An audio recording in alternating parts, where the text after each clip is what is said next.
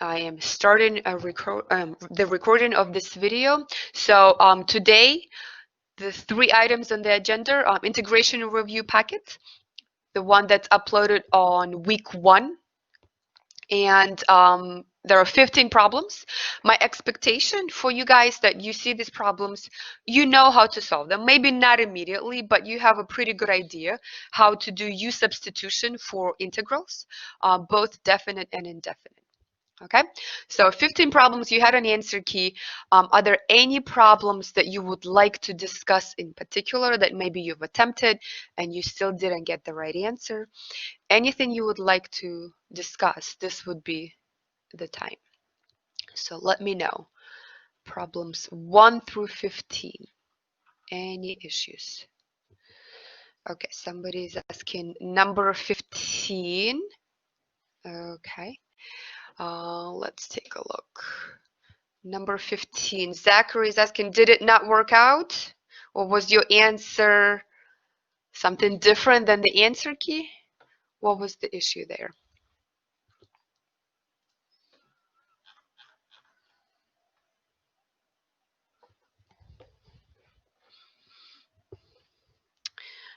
You got wrong answer. Okay, so let's add one more page here.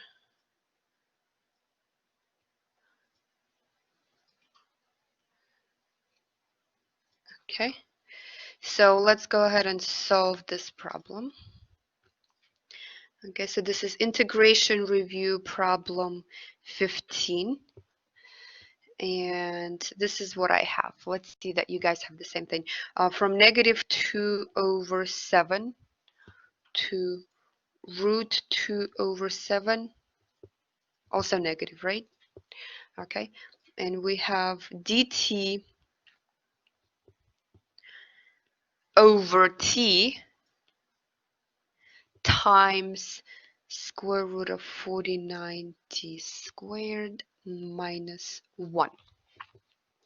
Okay, all right. What was the method that you guys used to solve this problem? Which method did you use? Anyone?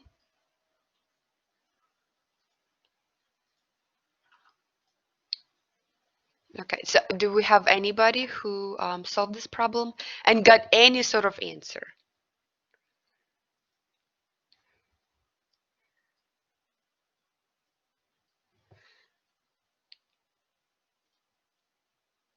Zachary, what were you trying to do?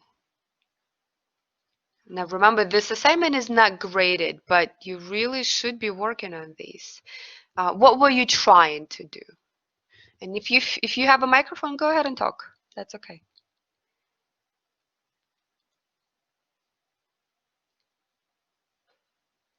All right, guys, help me out here. Somebody say something. We can't be sitting here in silence this whole time. This is your time to do it, but I'm gonna ask you to participate. How would you solve this problem? Everybody, this is everybody. Whatever you got for me.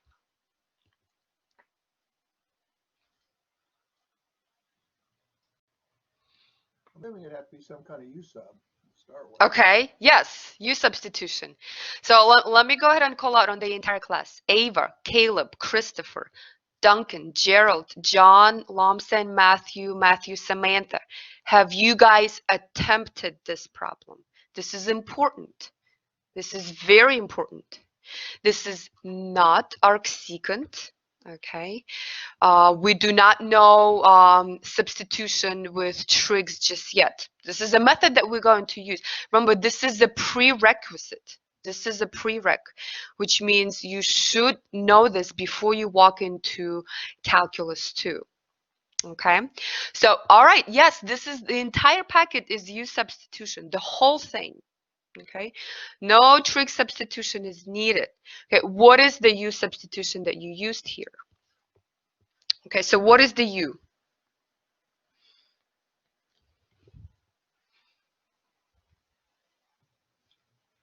Which expression did you guys pick? 49t squared minus 1. Right, the one that's under the radical. Good. 49t squared minus 1. Okay. All right. So now what? What is du, right? What is du? Okay. So du in this case would be what? Well, 49 times 2, that is 98t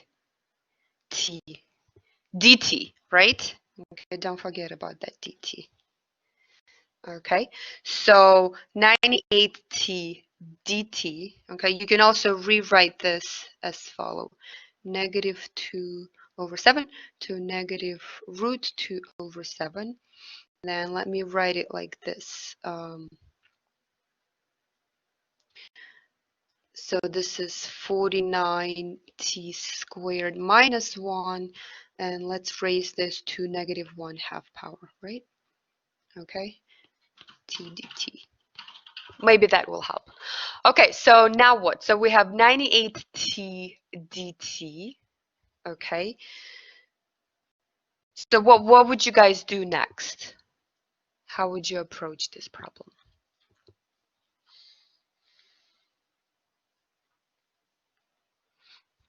So Zachary, let's work with you. Since you worked through this problem and you got something wrong, right? Okay, maybe you didn't.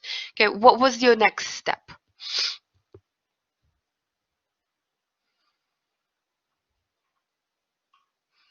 For u substitution, how do we do it? We gotta rewrite everything in terms of u, right? Okay, so we have this expression right here, 49t squared minus 1 root of this. Then this would be square root of u. Everybody okay with this? Okay. So Christopher says put a 98 into the integral, a multiple of the outside 1 over 98. Okay, so I see what you're saying. So we need to rewrite everything in terms of u. We don't want to have any t's.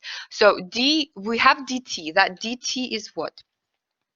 dt is du divided by 98 dt, correct?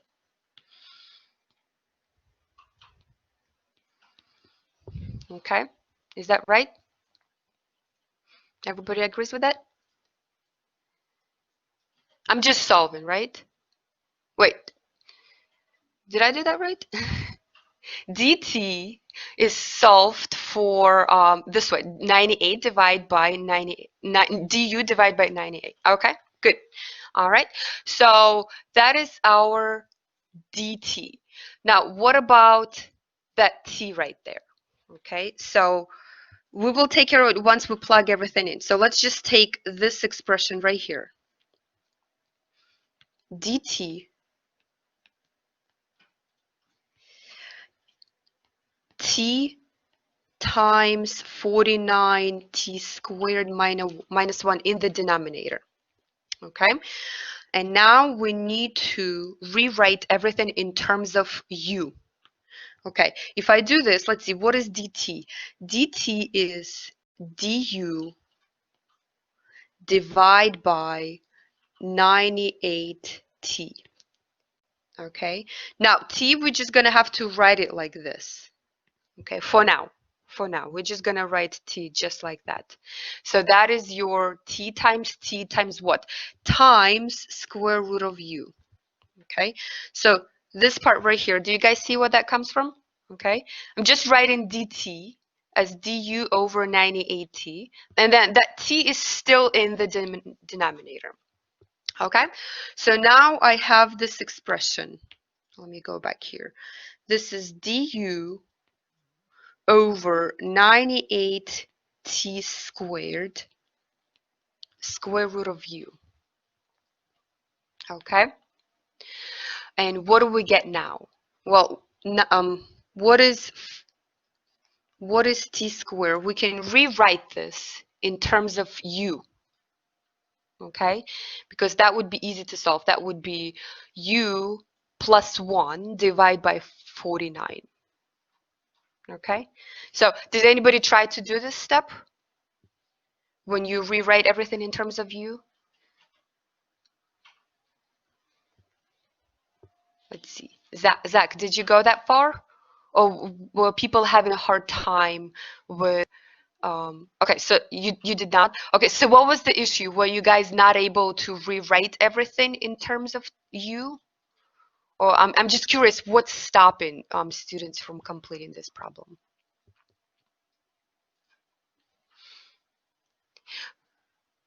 That extra t. Okay, so Ava says the extra t. Yes, so the extra t is coming from here, right? So t, your 98t squared. What is it, right? Okay, well, we know what 49t squared is. 49t squared is u plus 1.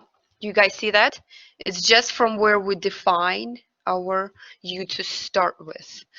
Okay, then if I multiply everything by 2, then I get 98t squared, and here I get 2u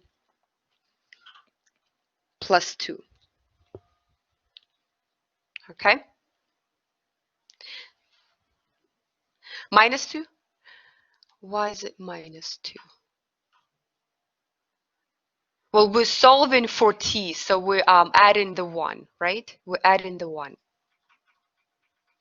When you solve from this equation right here, for t, we add 1 to each side, right?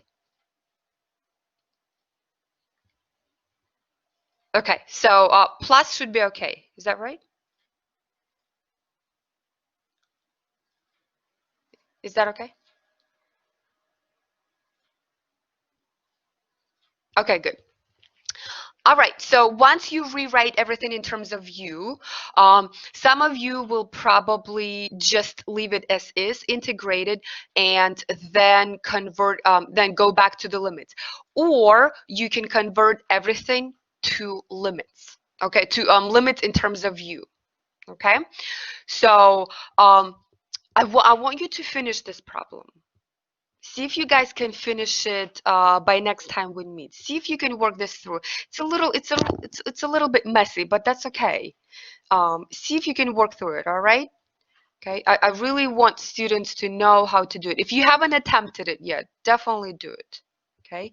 But this is the steps. These are the steps that you will do to set it up and use substitution. That's the only method that I'm testing here. Okay. All right, so let's go back. Let's take a look at our agenda. So integration review sounds like that was the only problem. Otherwise, it would have gone in order, right? So problem 15, let's make a note. We'll come back to problem 15. Let's come back to problem 15. In fact, you know what? If you submit your solution to me, let's say by Friday, I'll give you extra credit on something. I don't know. I'll figure it out. So what's Friday? I'm looking at my calendar. Okay. Friday, this Friday, September 4th. Okay. September 4th. Submit your solution to me via email. That's fine. I'm going to take a look at it. Okay. Oh, not activity 1. Sorry. That's going to go in here. Okay, come back to problem 15. Let's finish it by September 4th. Now, activity 1 is something that I already posted on Blackboard on week 2, but I also have it here. Okay, so that's going to be your first graded assignment. I'm giving you 6 problems. 1 problem from section 6.1, it's the first one. So we want to find the position function from given conditions. So we have acceleration, we have velocity, we have initial conditions, right? So that's problem from a section 6.1. Then we have a problem computing the area of the region. Okay, so use Desmos or any other graphing utility if you wish to sketch the graph that's associated with this problem. And then problems 3, 4, 5, and 6.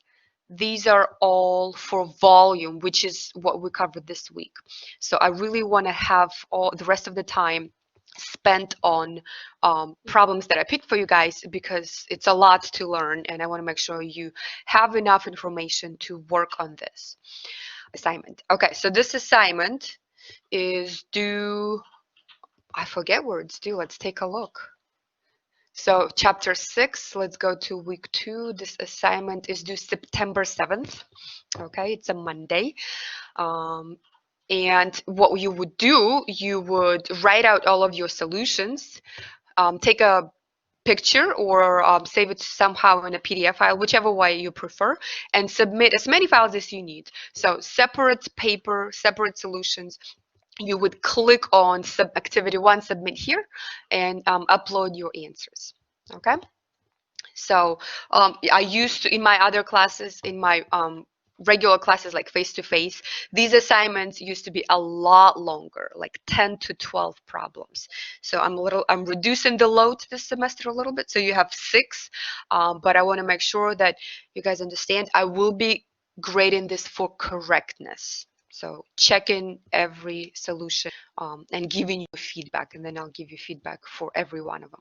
Okay, so do you guys have any questions on this problem here? On this assignment? Where to find it, how to submit it, anything at all? Ava is good, okay. So on Blackboard, go to chapter 6, go to week 2, activity 1 should be there. You download this file, solve the problems, save them, click on activity 1, submit here, and you're good to go. That's right. You just upload pictures of your work, okay?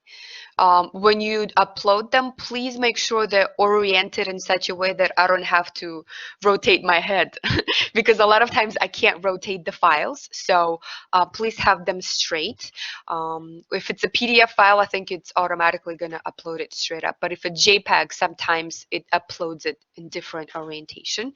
Okay, so yeah, you submit them. Once you submit your work, you should get a receipt, like an email confirmation saying, you have a submission, your assignment was submitted. This is how you know it went through. Okay. All right. So that was the next item on the agenda, right? So that was activity 1. Okay. Volume by slicing. Let's go ahead and do that. So I really want to get straight to the problems. The outline for this chapter, the things that we need to learn, there are slightly different methods, but really they're kind of the same method with different variation. So general slicing method, where you have a solid, so that when you take planes and think about it as you cut this solid by planes, you get these cross sections, okay? And the cross sections could be anything. And here's your formula right here. It says that the volume of that solid is computed by taking the integral of the area of cross section, right? So whatever the area might be, and integrating it from A to B, okay? That is your general formula. So let's go ahead and do a couple of problems. Okay, so here's your example number 1. I think in your videos on my math lab, you had something similar but with a root, okay? So this is a different problem. Let's see what it says. We have R is the region in the first quadrant bounded by the coordinate axis and the curve y is equal to 1 minus x squared and the x-axis. So the first thing that I would do when I solve these type of problems, make a sketch, unless it's already provided to you. Okay, so we're bounded in the first quadrant. So this is going to be our first quadrant. It's oriented differently. Here's x, here's y, okay? And what do we have here? coordinate axis and the curve y is equal to 1 minus x squared. It's a parabola, right? Y equals to 1 minus x squared. It's a parabola that opens down like this. Okay. Now it also goes on the other side, but we are in only in the first quadrant. So I'm highlighting my keywords. First quadrant, axis. Okay. The curve 1 minus x squared. So this is our R right here. I'm highlighting right now. Okay, that's R. A solid has a base R and the cross sections through the solid perpendicular to the base and parallel to the y-axis are squares. Okay, so this is the base. Okay, this is the base of our solid that we're going to generate. What else do they tell us? Okay, the cross sections are perpendicular to the base and parallel to the y-axis, and they are squares. So they will look like this. Okay, parallel to the y-axis, perpendicular to the base, and they're squares. So here's one square right here. Okay, that's one cross section. And then let's say here's another one. Squares means what? They have the same sides, right? Okay, height and base have the same length. Okay, so imagine infinitely many of these squares. Some are little, some are bigger. It all depends on what that base is. Okay, so the largest will be right here, right? So the largest square will be right here with the length 1. Okay, so infinitely many of these form this solid. Okay, we're not going to make infinitely many of them. Okay, but that's the picture. And now imagine you kind of connect them all. You're going to get a solid. So we want to find the volume of that object. Okay, the volume of that object is the general formula, goes from A to B, whatever that area of the cross section is, dx. Okay, so what is the area of the cross section? So for our example, okay, the area is the area of the square. We know what the area of the square is. It's side squared, right? So side square in this case, it's a function of x. In fact, it is 1 minus x quantity squared. Okay, this 1 minus x squared, what does that represent? That represents the length of the base of your squares, and then square that will give us the area of each of the square, dx. Now we need to see where the x changes from. Okay, it goes from 0 to 1. Okay, how do I know that? Well, that's where the function y is equal to 1 minus x squared crosses the x-axis. Okay, so the largest square is the one where x is equal to 0, right? It's right here. It's this one that I'm highlighting now. Okay, and that's where x is equal to 0, so y is equal to 1. 1 times 1, the area of that particular square is just 1 square unit. Okay, and then they get smaller and smaller, so we go from 0 to 1. So this is what we're going to integrate. Okay, so the setup usually is what's the most difficult part of a problem like this. Once we set it up, then this is easy. From 0 to 1, I'm going to distribute this, so we get negative 2x squared plus x to the 4th, right, dx.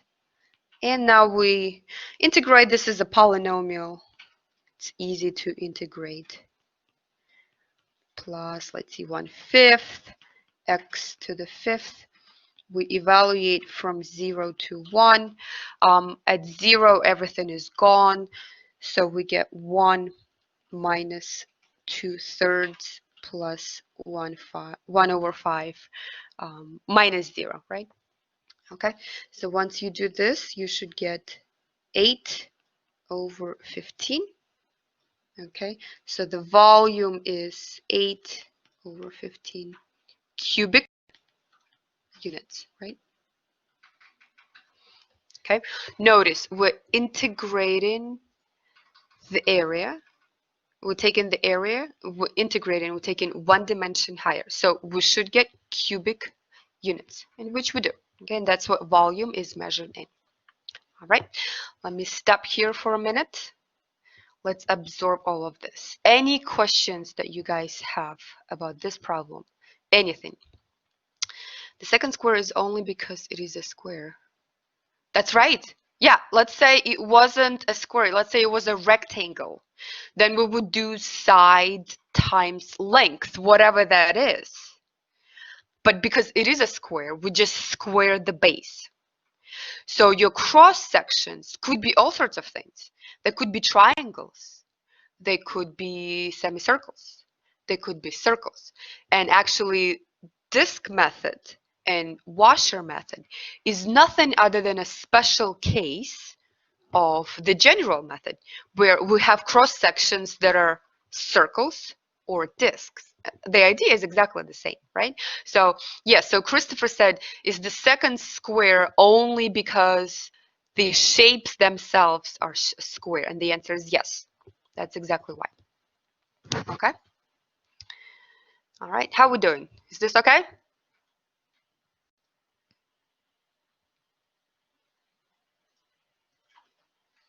All right.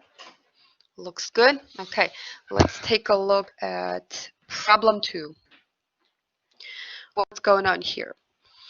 Problem 2, we have R that's given to us. It's bounded by these two parabolas, x squared and 2 minus x squared.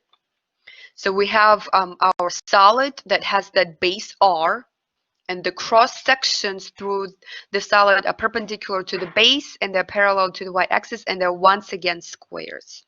Okay, so similar setup. First things first, we need to make a picture. Okay, this is our x-axis, and I have my original parabola going up this way. So this is my x, and my y is going to go this way. Okay, so this function right here, let me label it. This is y is equal to x squared. Okay, the other parabola opens down, 2 minus x squared, so it's opening down starting at 2. So it's going to look something like this. Okay, so this is y is equal to 2 minus x squared. Okay, so now let me highlight R. That would be this piece right here. Okay, this is the base of the solid. R is the region bounded by these two curves. Okay, a solid has a base R, and what do we have? We have squares. So let's see which ones. Okay, what are these squares? Okay, they are, again, they're parallel to the y-axis. They're parallel to the y-axis. Okay, so they are squares that look like this, right? Okay, here's one. Here's another one, right? They're squares. Okay. All right. So that's the picture that we should keep in mind. Okay, now you have your picture. What do we do? Okay, well, let's see. Volume, the general formula says we're going to set up an integral from a to b, a of x dx. Okay, so what our cross sections are in this case? They are again squares, so that's nice. We know how to find the area of a square. The question is, what is the formula for it, right? So if you look at this piece right here, the one that I'm highlighting in green, what is that? Okay, how would we find the length of this piece right here? Anybody has any idea? How would we find the length of our squares? Now, in previous example, it was nice because it was just one function. The function was 1 minus x squared. In this example, top function minus bottom function. Okay, good. It is the top minus the bottom. Excellent. Okay, so what's our top function? Our top function is x squared. Nope, just kidding. 2 minus x squared, right? 2 minus x squared minus x squared. Okay, this is the top, this is the bottom. Okay, so bottom right here. So we're going to get 2 minus 2x squared. This is length of the base of the squares, okay? All right. Now we need to know where our x's are running through, okay? So the integral 2 minus 2x squared, quantity squared. So this is the same reason as Christopher asked before. Is this because the square? Yes. So we're just squaring the side, okay, dx. Now, what do you guys think for the limits? Where would the limits go? Okay. We need to find these points right here, right? And if you find one of them, then you find the other one because everything is symmetric here. Okay, so once you find your points, what do? You can set these two equations equal to each other and see that you are going to get -1 and 1. So we'll go from -1 to 1. Okay, all right, so that's the setup. And now we integrate. Okay, we can pull out that 2 squared, so this is 4, the integral from -1 to 1. And now I'm going to multiply this through. So this is 1 minus 2x squared plus x to the 4th dx. Okay. This is the same function as we've gotten before, isn't it? So we're going to get 4 times x minus 2/3 x cubed plus 1/5 x to the 5th power, and we're integrating from -1 to 1. Oh, I'm running out of room here.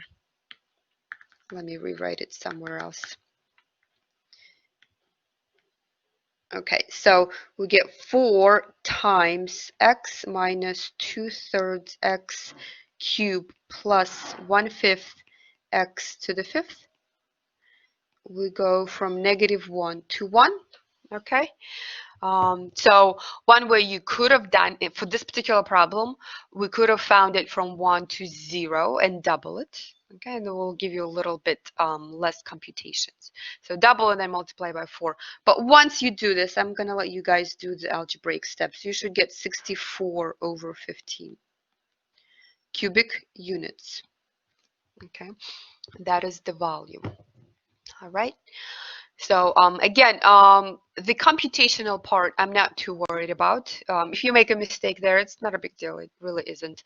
You'll still get 95% of the credit if everything else is correct. But setting up the picture, setting up correct integral, and then integrating correctly, that's really, really important. So let me stop right here. Do you guys have any questions? How is this problem? Is this one okay?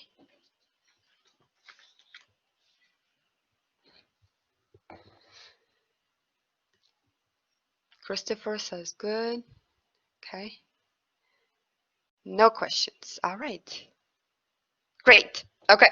Then we'll do one more of a general slicing method. Okay. Here we're going to get different cross sections. So let's see what we have. We have the base is a triangle with vertices 0, 0, 2, 0, and 0, 2. Okay. So again, we're going to make a sketch of our solid. Okay. This is X, this is Y. So we get this triangle right here. This is going to be the base of the solid that we're generating. Okay. So let's put this one. So this would be 2, 0, 0, 2, and 0, 0. And we have cross sections perpendicular to the base and parallel to the y-axis are semicircles. Okay, perpendicular to the base, so they're standing straight up, and then parallel to the y-axis, so the bases will be running through here. They are semicircles. Here's one. Here's another. Right, so that's the idea. So imagine infinitely many of them collapsing and creating this solid, right? So the biggest area of a semicircle will be when x is equal to 0 and y is equal to 2, right? And then the smallest will be when x is 2 and y is equal to 0, okay? So they change, they continuously change, and combine all together, they form this solid. Okay, so think about infinitely many areas. Infinitely many areas stacked together, they produce volume. All right, so question is, how do we find the area of a semicircle? We know what the area of a circle is, right? Circle, the area is pi r squared.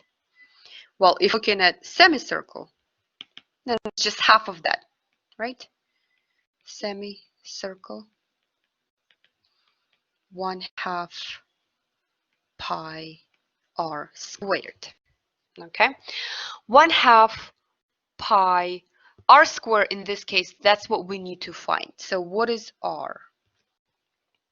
Okay, so we're going to find our volume by setting up this integral. Okay, the area will be 1/2 pi quantity squared dx. Okay, the question is, what goes in there, right? Okay, how do we find this right here? First of all, so radius, right? So radius would be half of this length right here, right? Okay, the whole thing would be the diameter. Okay, we are not interested in diameter, we are interested in the half of it. Okay, so in the radius. So we need to find what that length is. In other words, we need to find that expression in terms of x. Okay, but that's easy because all we need to do is find it, what this line is. Okay, so this is a line that goes through the point 0, 2, and if you think about the slope is -1. So this is the line y is equal to 2 minus x. Okay, so it's not given to us explicitly, but that's what that function is, 2 minus x. Okay, we want half of that because we want half of the distance. So 1 minus 1/2 x goes in here. I just divided. Okay, so radius is 1/2 of the diameter. So let me make a note here. Okay, therefore we're taking 1/2 times 2 minus x, and that's what's gonna go in here. Okay, what about the limits? The limits are easy. Where does x go from? It goes from 0 to 2. Okay, from 0 to 2, so we get 1/2 pi, we can pull that out, from 0 to 2. And this expression right here, we'll have to multiply this through. So this is 1 minus 2 times 1/2, that's 1. So minus x plus 1/4 x squared dx. Okay.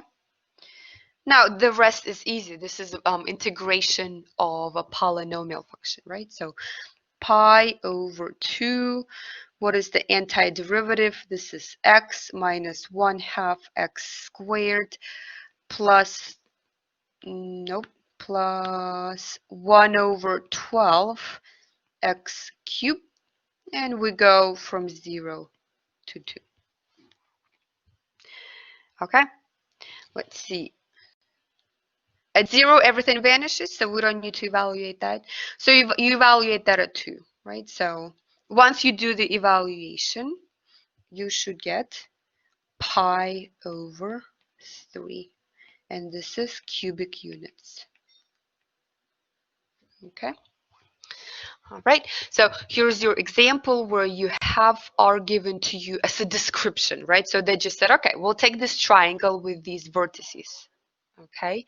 They tell us what our cross sections are. They're semicircles. Okay. We're not given the function explicitly. We need to find what that function is. It's okay. It's a line. We know how to find the equation of a given line, right? Okay. Once we do that, we just put everything together. Integral of the area of cross sections. Okay. In this case, it's 1/2 pi. Radius is 1 minus 1/2 x squared. From 0 to 2, the rest is just computations. All right. Okay. What do you guys think? How is this problem?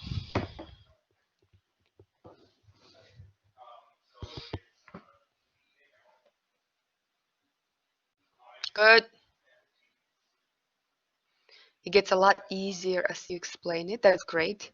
Zach thinks it's easy. Awesome. Okay. Excellent.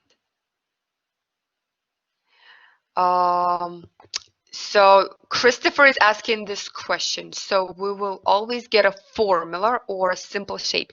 Yes. So if it's a cross section that's not like a circle, right? Then yeah, it would be something like a triangle, rectangle, square, semicircle. Those are the shapes that I would expect for cross sections.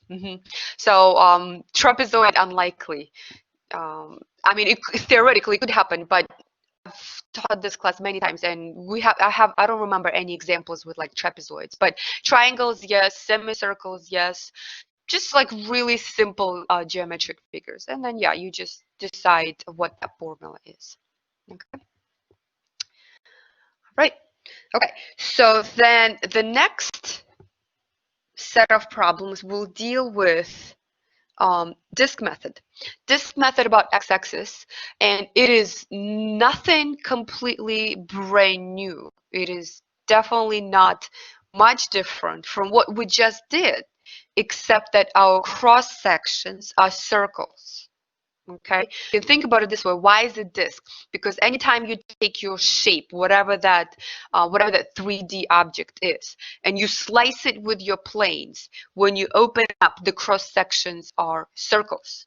Okay, that's why it's called disk method. So in this case, that pi, that constant pi, is there, and we have f of x squared, which is nothing other than r. That's all there is to it. It's just r. Okay, so really this formula is just a special case.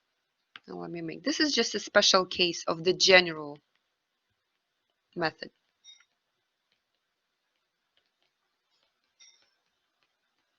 Okay, all right, so let's go ahead and do this first example. We have R that's bounded by the curves. Find the volume of the solid generated when R is revolved about the given axis. So what's happening now, we find this R, and now we're going to rotate these objects, either about x-axis or y-axis. So for the first few problems, we're dealing with x-axis, okay? So let's go ahead and make a sketch. Okay, let's see what we have here. 2 minus 2x, that is a line that starts at 0, 2.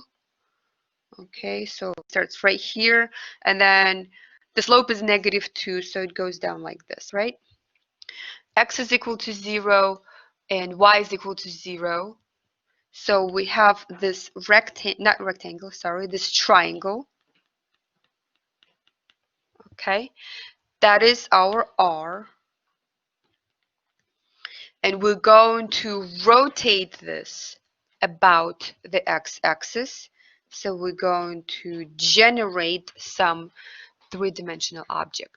Okay, so think about it as you take this triangle, maybe made out of, I don't know, cardboard or something like this, or plastic, and you just sweep it around. Okay, so you just rotate it all the way around. Okay. So Zachary is asking, wouldn't it be just BH times 1/3? What is it that you're asking about? So B times H over. Okay, so that good question. Yeah, so we have a formula. We actually have a formula for the volume of the cone that depends on the radius, right? And the radius and the height. And you can match it. You can see if that works out. And it will, because when you do mathematics in two different ways, you should get the same answer, right? And you'll see that it's equivalent answer. Okay, but good question. Yes, so Zachary is asking, is this going to be the same thing as if we were to just compute it by the formula from maybe your geometry class? And the answer is absolutely. They should be the same. Okay, all right, so how do we do this? Okay, so we need to find the volume. But I want you to have this picture. Imagine you rotate this triangle, right? You get a cone, right? So you can see that once you do this rotation, you're going to get a cone. And if you were to slice this cone this way, right? You slice it up with planes like this. You will get circles. The cross sections will be circles. Okay? So we're going to set up the volume as the integral. Okay? And what are we integrating? Pi r squared. Okay, what is r? R is this radius right here. This is what changes. The radius changes. It's very big over here when x is equal to 0, and then it's very small over here when x is equal to 1. It becomes 0, right? Okay, the radius, that is. So this radius changes. What is the radius? The radius is nothing other than 2 minus 2x. That's that height of that triangle.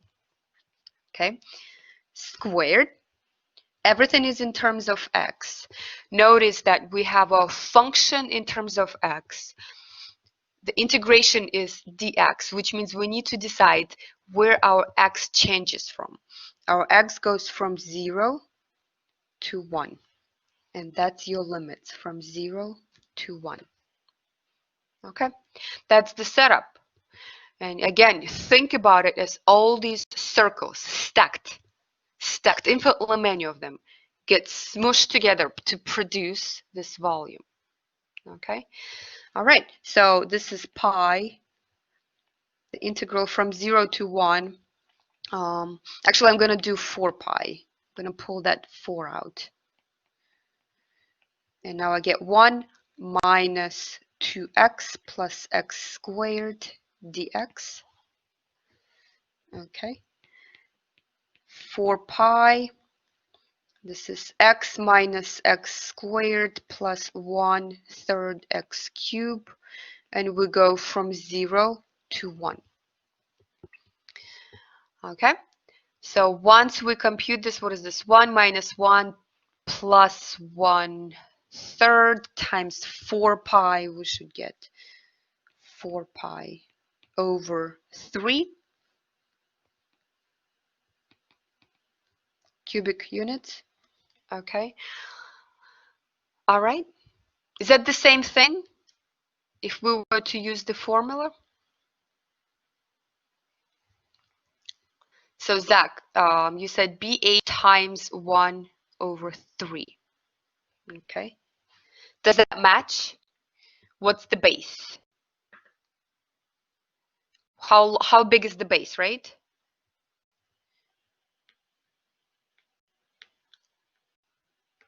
How big is this distance right here that I'm highlighting?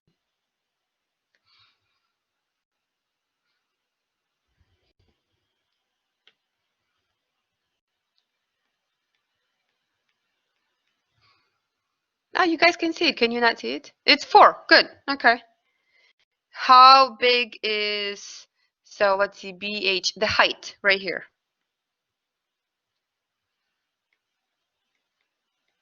One? Okay. So 4 times 1 times 1/3. Where's your pi, right? We're missing pi. Pi should be part of that formula, right? So you get 4/3. You're just missing the pi there. Okay. All right. So that is how we would solve a problem with the disk method. Okay. Let me stop right here for a minute. Let's absorb this information. Any questions? Anything you guys want to discuss?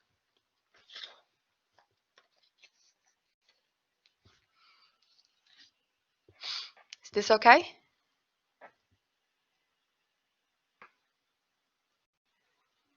Yeah, that's good. Okay. You see this problem, you think you'll be able to do it? So, you know, the steps. Remember, kind of like have this algorithm. Have this algorithm. I see a problem. I gotta make a picture first. Please don't resist that. Just do it. You know how Nike says, just do it? Just make the picture. Just do it. Make that picture. Use Graphing Utilities, whatever you need. Make that visualization. Okay? Once you have it, then you go back to basics. What is my formula? Formula is volume is integral from A to B, whatever they might be, pi r squared. Okay, and then carefully determine what all of the components are. So when solving problems in calculus, there's usually a step-by-step algorithm for all of them, for really all of them. And if we can kind of make it a common habit, okay, what do we do? Picture first, then what is the formula? Let's match everything to the formula. Okay. Good. All right, let's take a look at the next one. So for this problem, I would not expect you to make a picture by hand. So in this case, let's say this is a problem on activity 1 or something like this. You can use Desmos or any other graphing utilities, but Desmos is really nice. So this one says, let R be the region bounded by these curves, okay, and that curve 1 over 4th root of y minus x squared.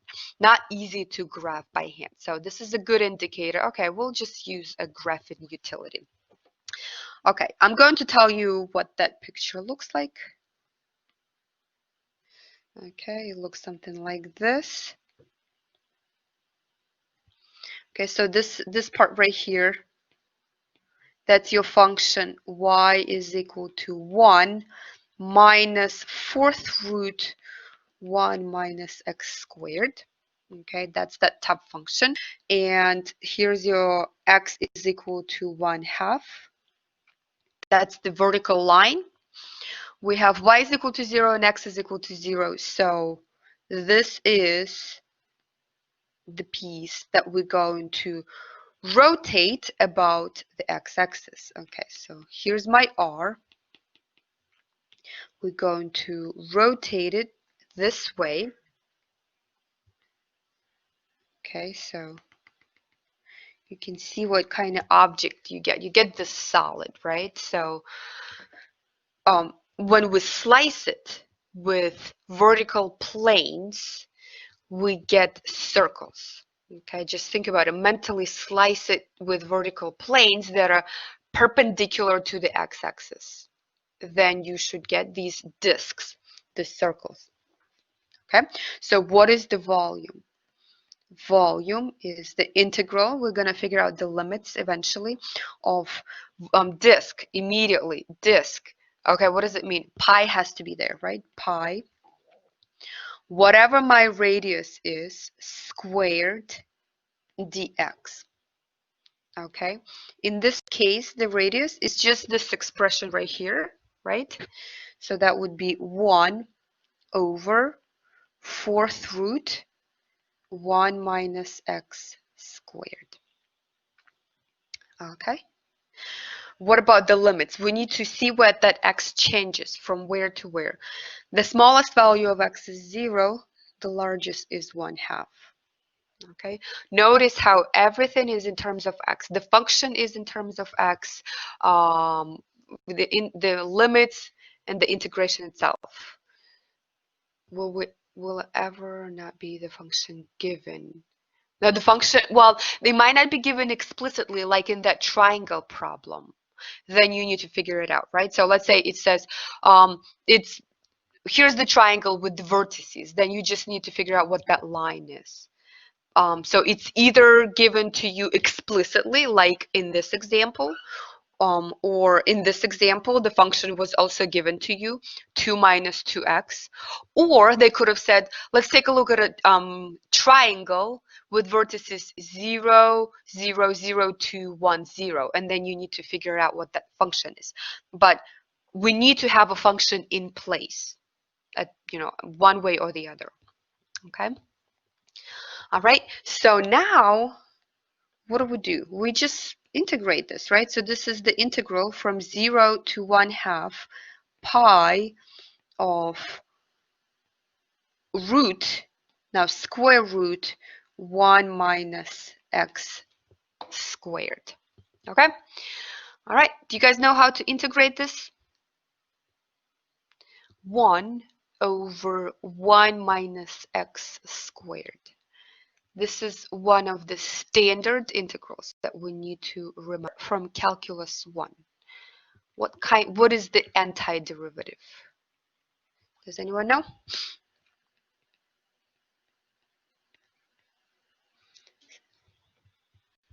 Okay, sine inverse, arcsine. Okay, good.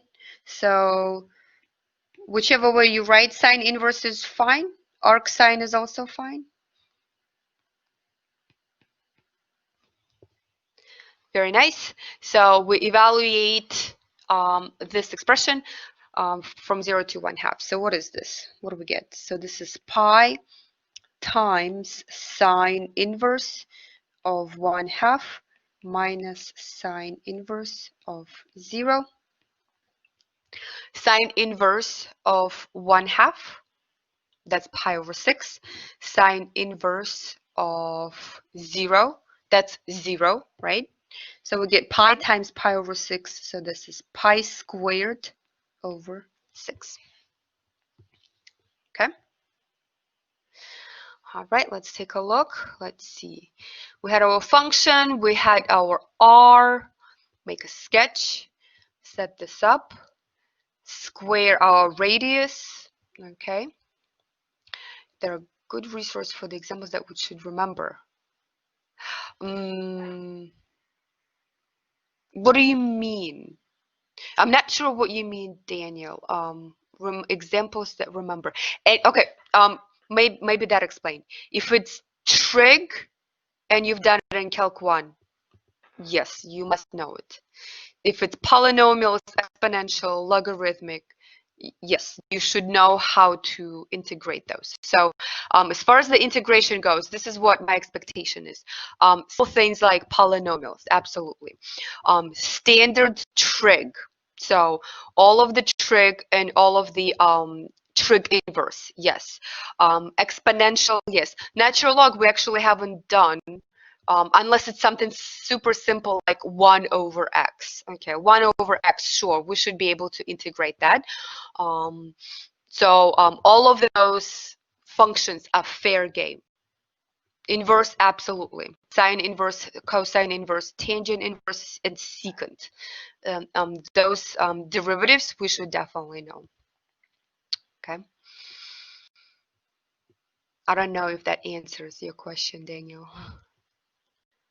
basically take the entire chapter of derivatives in Calculus 1. Everything in that chapter is fair game. Derivatives and then anti-derivatives. Yeah. Okay. Sounds good. All right. Let's see. Example 6 actually was done. Exactly that same example was done in the MyMathLab video. Okay. So I've checked. So this example is in MyMathLab video. Speaking of MyMathLab video from last lecture, remember we had 2 different answers. So Professor Swanson, she's the one that doing those videos. She had something like 147 or maybe I don't remember what she had. And I solved the same problem and I got a different answer. So I checked her work. She's doing correct work. Her answer is incorrect. I have checked it. It's fine. It happens. So if it happens and you see that, you know what, I do the same steps and I get something different, definitely let me know. It just tells me that, you know, we're all human. Things like that happen. I've checked my answer. My answer is the one that's correct. She's doing the right math. Maybe she just like made a quick mistake on a calculator. I don't know. So yeah, so now we're on the same page. The ones that are in our notes, that's the correct answer, even though the steps should be just about the same. Okay, so example 6 was covered in the video, and they give you the example or the picture and the volume, so you can check with that. Okay, so now let's talk about the washer method. Okay, so for the washer method, again, this is just a special case of disk method, but now you have more than one function going on here. And I'm going to give you just a quick visualization of what's happening here. Let's say we have the following 2 functions. So let's say we have a function f on top like this, and then a function g on the bottom. Okay, and we're just bounding it, let's say from A to B.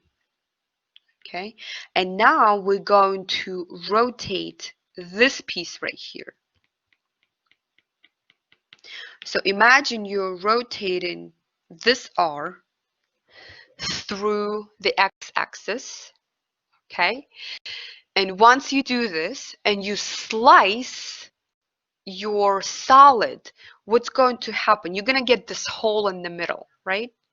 Okay, you're not going to get disk. You're going to get washers, you know, infinitely many of them going from A to B. Okay, and it's difficult for me to make a picture of this, but the idea is that this piece right here, the one that I'm going to highlight, this is going to be empty, right? That's the hole.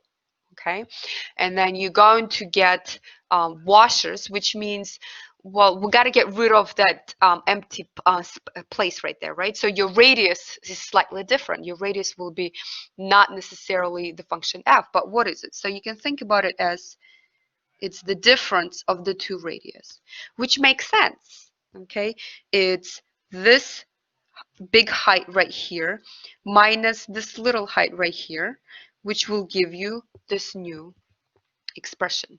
Okay, so this is your formula for the washer method. Okay, whenever you have more than one function involved. Okay, so you have 2 functions, so your R is slightly different. Now let's go ahead and do as many examples as we can come up with.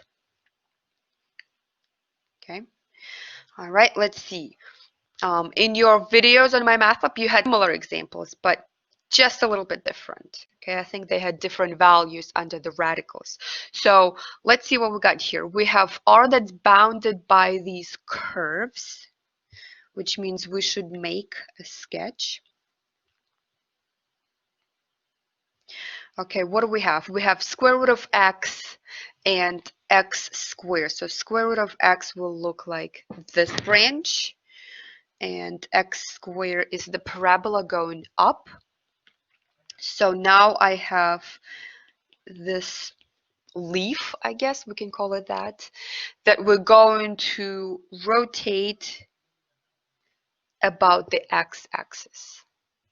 Okay, so once you do this, you're going to get this object that's not going to be solid. It's going to be kind of hollow inside, right? Okay, so think about it as that part has been removed.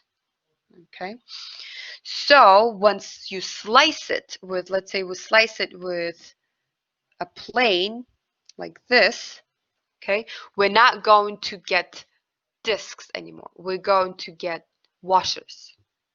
Okay, all right. Okay, so now we need to decide which way we're going to go as far as what's the top function, what's the bottom, right? Whichever one is the highest, okay, that's the larger radius, that's the top. So volume of this object would be the integral pi times the top radius. Okay, so the top radius squared. So what would that be? Okay, the top function is square root of x squared.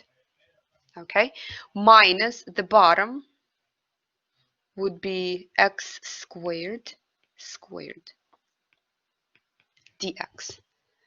Okay, all right, let's see. What about the limits? Okay, remember with our x is the variable of integration, so we need to see where that x changes from.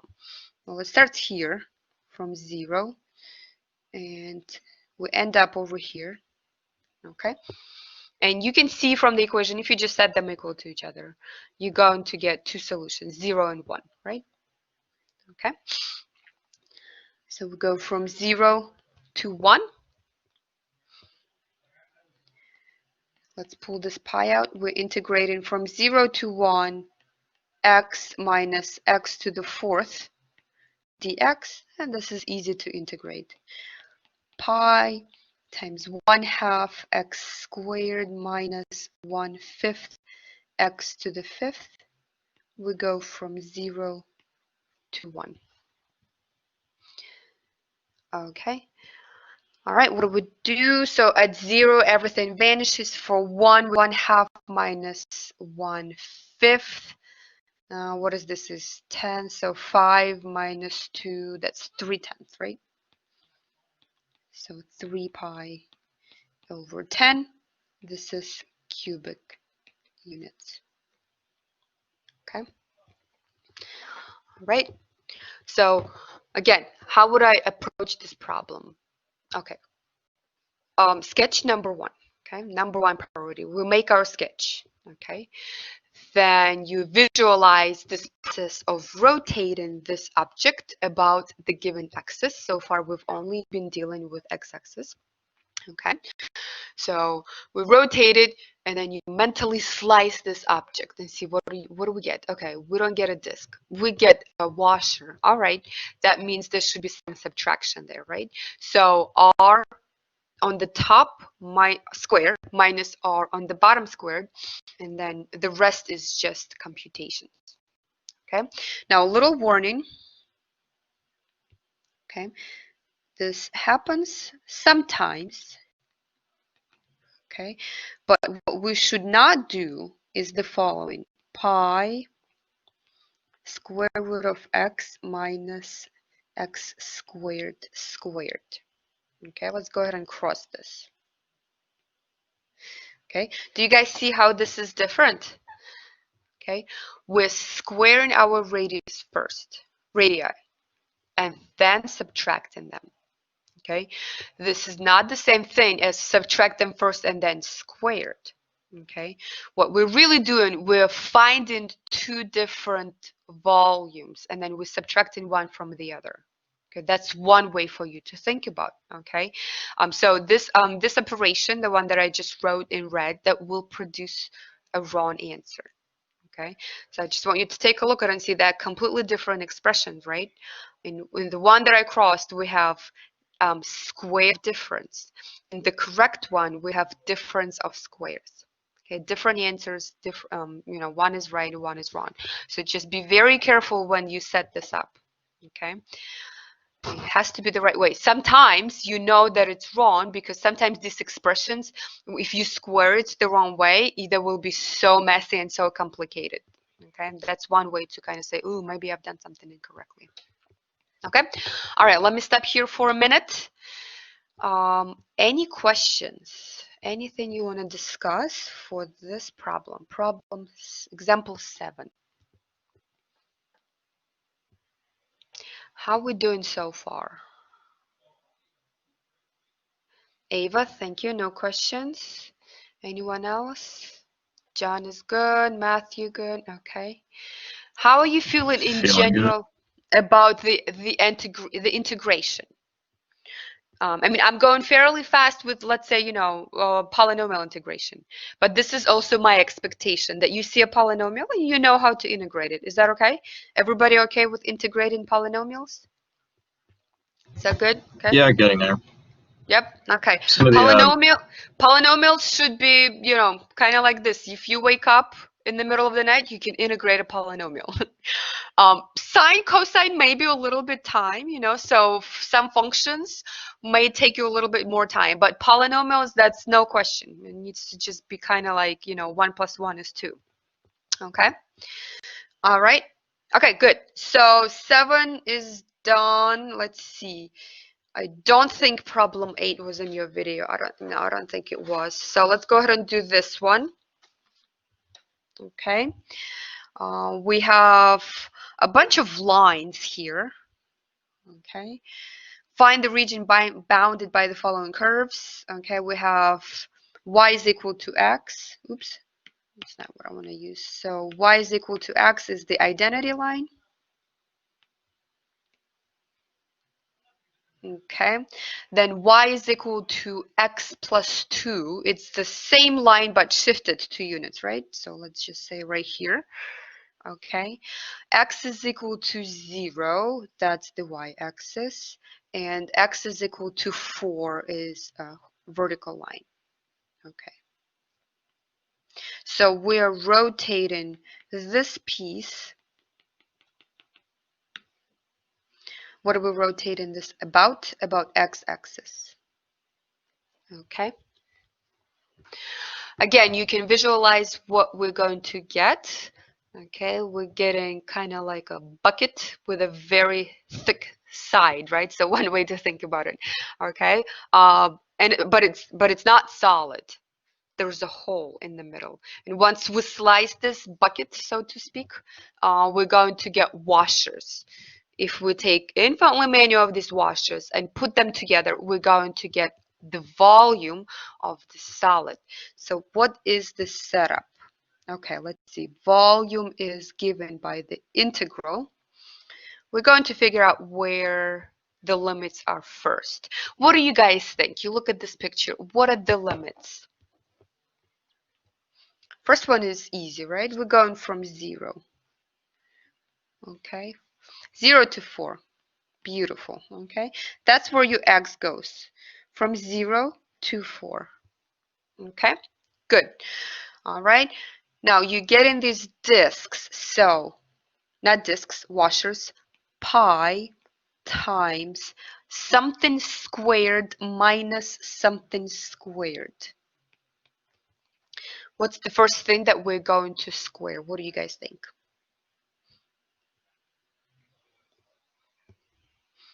This is top, right? This is bottom. Top function. Okay, so the top function, yep. X plus 2 squared minus the bottom function is y is equal to x squared. Okay? Okay, good. So we get pi, I'm going to bring this out, from 0 to 4. Here we get x squared plus 2x plus 4 minus x squared dx. These are gone. So pi, what are we integrating? 2x plus 4, right? Oh, did I make a mistake? I think I made a mistake. This should be 4. 4x plus 4. Double product of these two terms, right? 2 times 2 times x, that's 4x plus 4. Okay, so what's the antiderivative of this? This would be 2x squared plus 4x. We go from 0 to 4. Again, at 0, everything is gone. So at 4, what do we get? 2 times 16 plus 4 times 4, 16. Okay, so that's 3 times 16. That's 48 pi. Units cubic. Okay.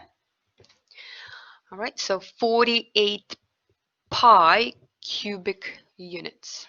All right. Okay. So do you guys see the strategy for solving these problems? Kind of like a general outline. Okay. Make the sketch. Label everything. Use the formula, right? Okay. Set up the inside of the integral. Set up the limits, and then the rest is the integration. And you've noticed that so far the integration itself is not difficult. Okay, most of these problems will be fairly simple because we don't really know so many methods of integration just yet. Okay, that's to come. Okay, all right. How's this problem? Is this okay? Good. Samantha, thank you for the feedback. Good, good, good. Okay, great. So we're actually going at a fairly good pace. I think we will cover just as much as I want to. And I know we're going fairly fast, but that's why all of this is, recorded. If you need to review it, you come back and review it again. Okay, example 9. So now the integration might get a little bit more involved. We are dealing with exponential functions. Okay. Again, we see a problem like this. I do not expect you to make a super detailed sketch, just a general idea. Okay. What do we have? We have two exponential functions. One is exponential decay, one is exponential growth. So the one with the positive e to the power x over 2, that's going to look like this. Okay, and then e to the negative x over 2, that's the exponential decay. Okay, let me make sure they go through the same point, because they do. Okay, here you go. Okay, so let's label our function. Our top function in this case is going to be e to the power x over 2. This is e to the negative x over 2. Okay, and we have two vertical lines, natural log of 2 and natural log of 3. It doesn't matter where you place them. This is just a sketch. We want to see what is it that we're rotating. Okay, we're rotating this piece right here. About what? We're rotating this about x-axis. Okay, so this arrow right here will indicate the direction of your rotation. Okay, so imagine you rotate it all the way around, you get some object, I don't really know what to call it. It's a solid, but it has a hole inside, right? So if you slice it with your planes, you'll get cross sections that are washers. Okay, so now we're going to set up our volume as the integral. Okay, integral pi times stuff squared minus another stuff squared, right? Okay, something squared minus something else squared. Okay, what is something? It's the top function, e to the x over 2 squared minus e to the negative x over 2 squared. Okay, all right, now what? The limits. The limits, where does my x live? Right here. X lives between natural log of 2 and natural log of 3. So we're going to carefully plug this in. So now we have our setup. Okay. Usually this part right here, that's really the most difficult part. Now, sometimes evaluations can be tricky, and I think maybe this is one of those examples if you don't recall how to deal with exponentials. And that's one of the reasons why I'm going through this example, just to remind everybody how natural logs and exponents are related. Okay, now we can solve this. Let's take this pi out. We go from natural log of 2 to natural log of 3. Once we square, what are we getting here? We get an e to the x minus e to the negative x, right? dx. Okay. This is easy to integrate. What do we get? We get pi times the antiderivative of e to the x is just e to the x. The antiderivative of e to the negative x would be negative e to the negative x. So minus and minus give us a plus. This x still negative, okay? And we're going from natural log of 2 to natural log of 3. Okay, so in this case, nothing is going to vanish. We need to evaluate this expression carefully. Pi times e to the natural log of 3 plus e to the negative natural log of 3 minus e to the natural log of 2 minus e to the negative natural log of 2. Okay? Let's see if we remember. What is e to the natural log of 3? Does anyone remember what that is? It's a nice number.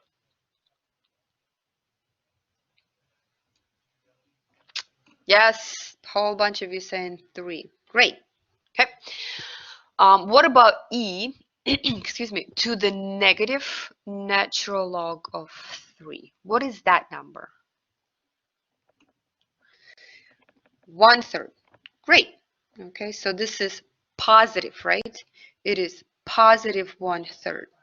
Why is that? Because this is e to the natural log of 3 to the negative first power. That is when we can cancel out e and natural log, when there's no constant in front of that natural log. So we got to make that power rule switch, right? So from negative, we're going to put it in the power of 3, and that is just 1/3. Okay, then here we get minus 2. And same for e to the negative natural log of 2. This is e to the natural log of 1/2. So we get minus 1/2. Excellent. We remember. Okay, so then this is 3 plus 1/3 minus 2 minus 1/2. You can just punch that into your calculator. Or you can do it in your head if you want. So 3 minus 2, that's 1. 1 minus 1/2, that's 1/2. 1/2 and plus 1/3, right? So that's 5/6. 5 pi over 6. We're dealing with volume, so that's cubic units. Okay? All right, let's see. So for this problem, again, we only need just a brief sketch. Let's say you don't remember what exponential look like. Okay, that's fine. Use Desmos, make a quick sketch, and then just copy it on your paper if that's something that you're submitting. Okay, set up our integral, carefully integrate it, carefully evaluate. You get a nice number in this case. Okay, what do you guys think? Is this all right? Any questions here?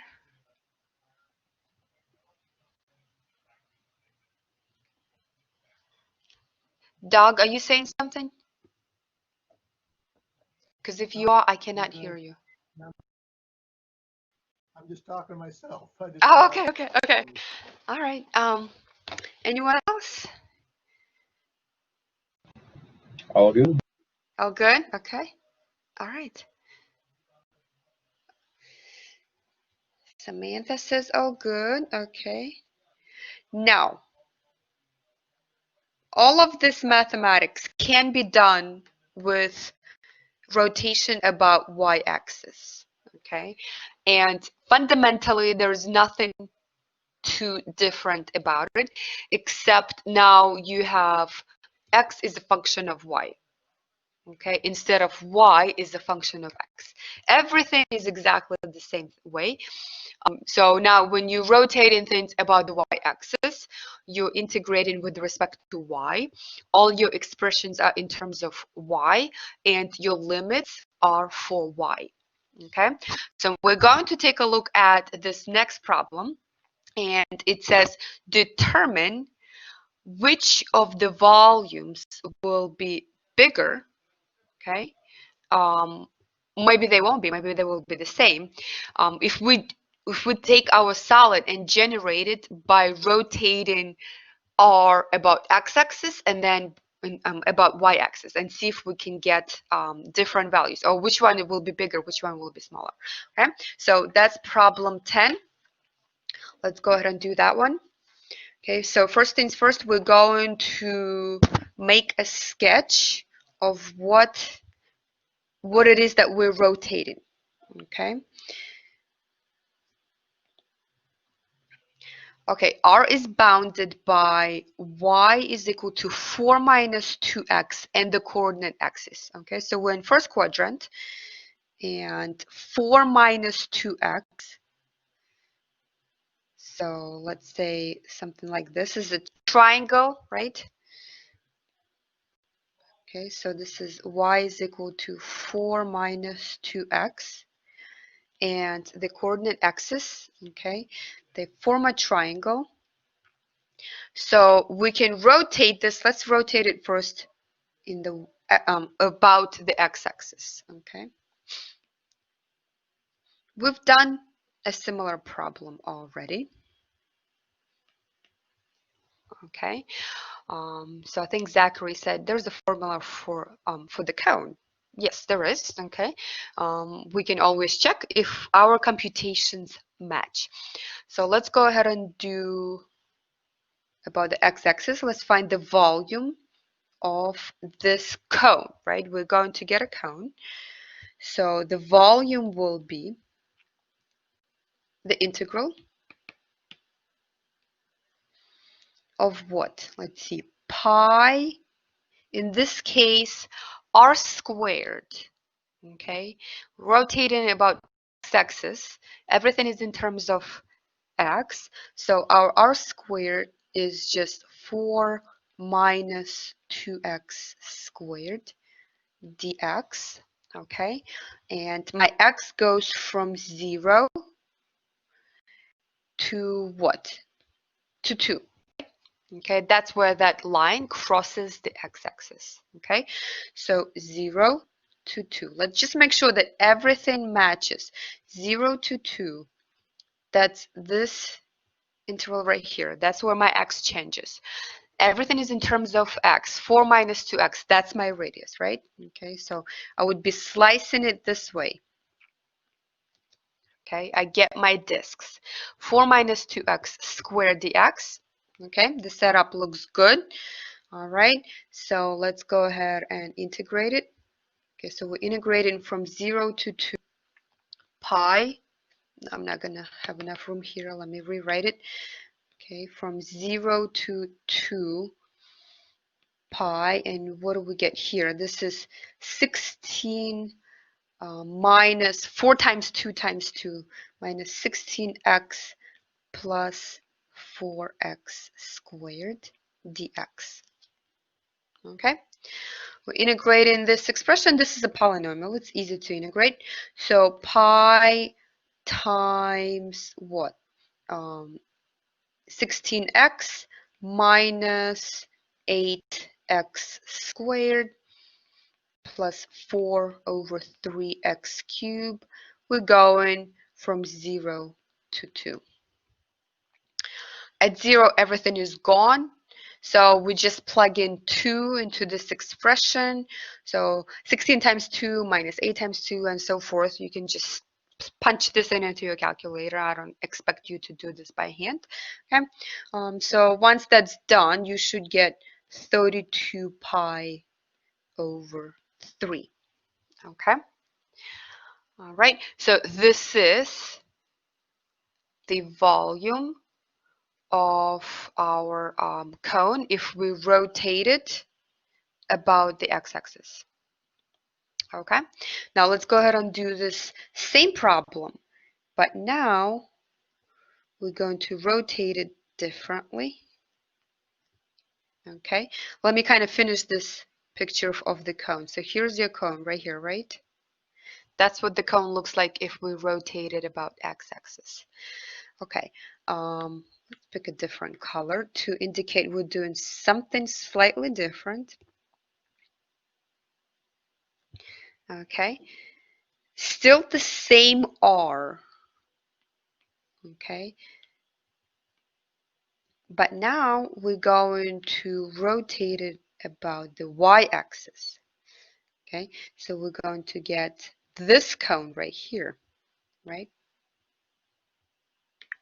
And now, if you were to slice it, if you were to slice this object, you would be slicing it with these horizontal planes. Okay, we still get discs. We still get discs as our cross sections. Okay, so imagine your cone. How is it really formed? Infinitely many of these discs stacked on top of each other.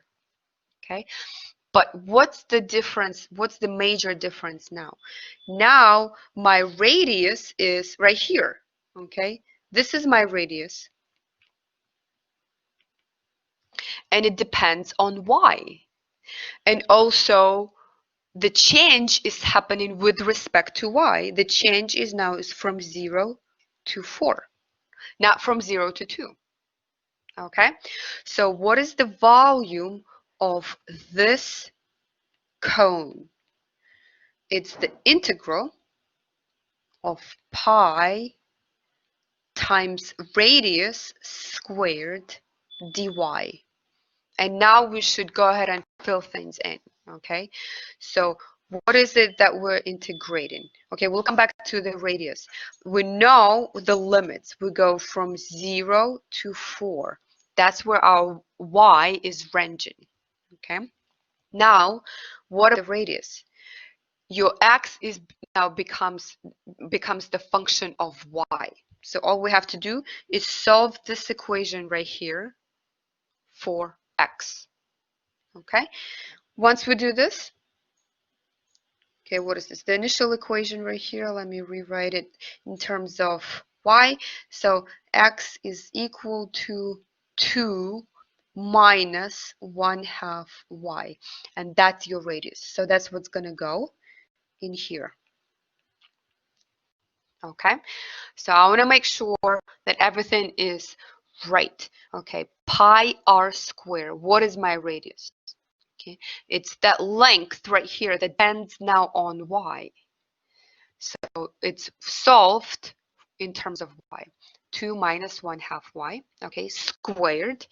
The limits, so you can think about it, is that height. The height of that cone goes from 0 to 4, okay? The cross sections are circles, so we get pi r squared. So now we just integrate this. Get pi times the integral from 0 to 4. And what do we get here? 4 minus 2 times 1/2 and times 2. So we get 2y plus 1/4 y squared dy. Okay. All right.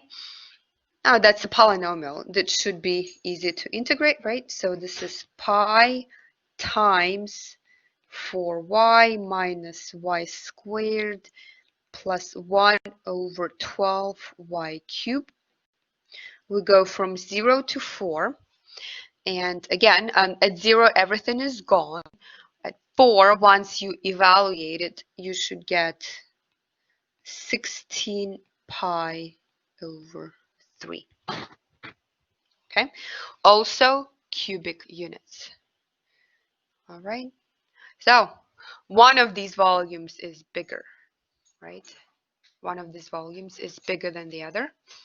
Okay, so what is the answer here? Determine which is greater, the volume of the solid generated when R is revolved about the x-axis or the y-axis. The answer is the x-axis. 32 pi over 3 is bigger. Okay. All right. So let me stop right here for a second. Okay, what do you guys think? Is this all right? Any questions here? Anything you want to discuss?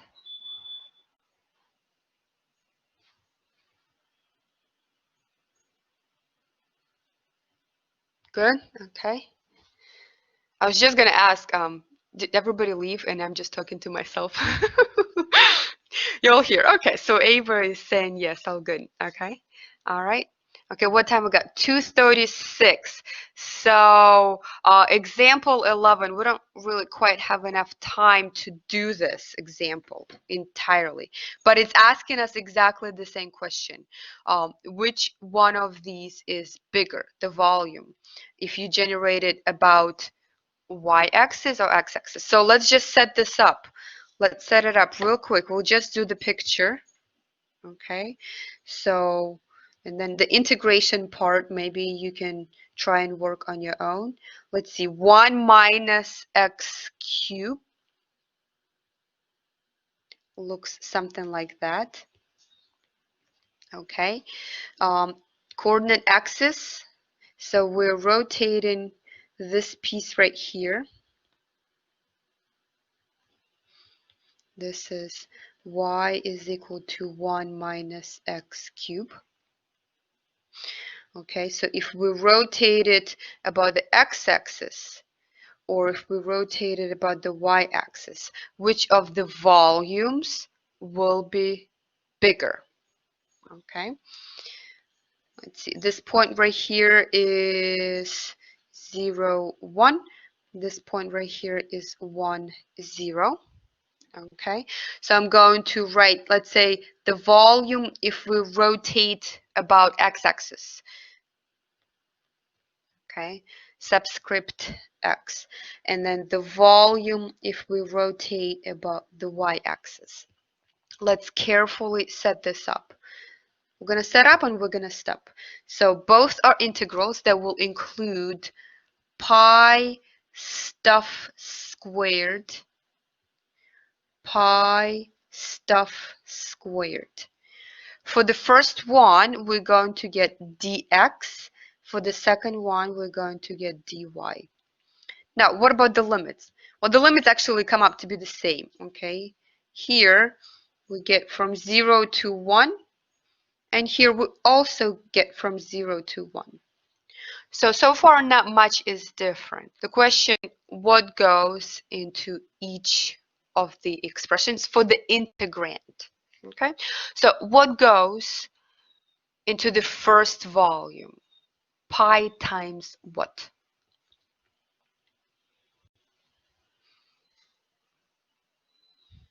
So this one I'm asking. 1 minus x cubed. Yes, okay, that's just it. 1 minus x cubed. Okay, good. So we just multiply this through, right? Again, multiply this through and integrate this polynomial. You're going to get a 6-degree polynomial, but that's okay. We still can integrate it, okay? And then for the last part, I'm sorry, my dog is crazy. For the last part, what would you guys put in here?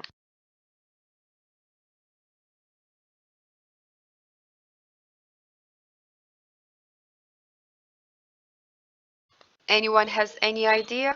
What would you do for this one?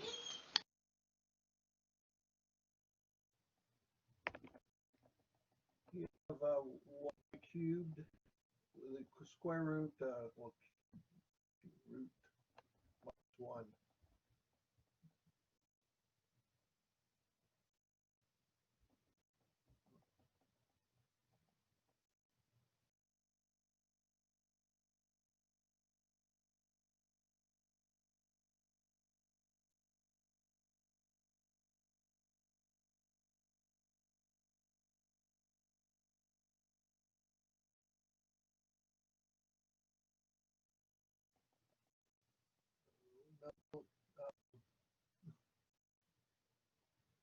the cube root would just be in the y, over the y.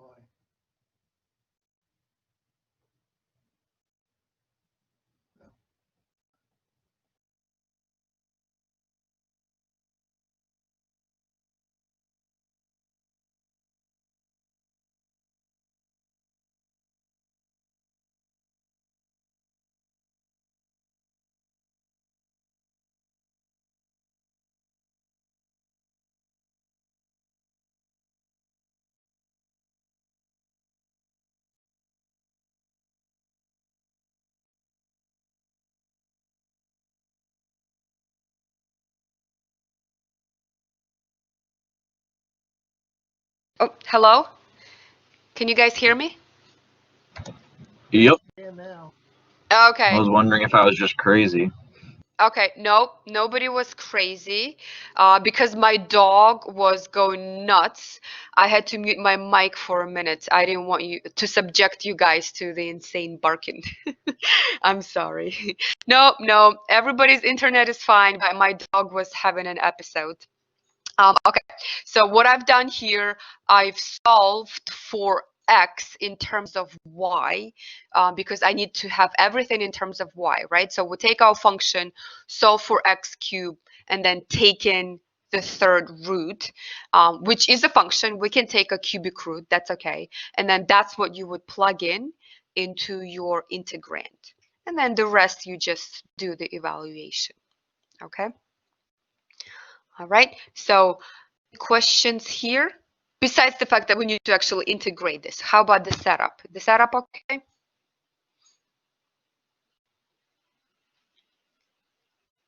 Yep. Looks Perfectly good? straightforward.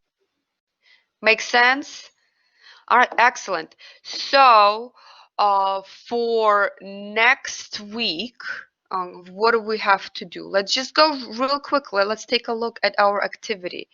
Just briefly gonna go through it. I know we're kind of running out of time. First problem is the acceleration, velocity, position problem, okay? This one should not take you too long. It's very simple. Second problem, the area between curves. So that's section 6.2, okay? And then the other 4 problems, these are the volume problems, okay? You have a general method, okay, where you have semicircles as your cross section. That's problem number 3.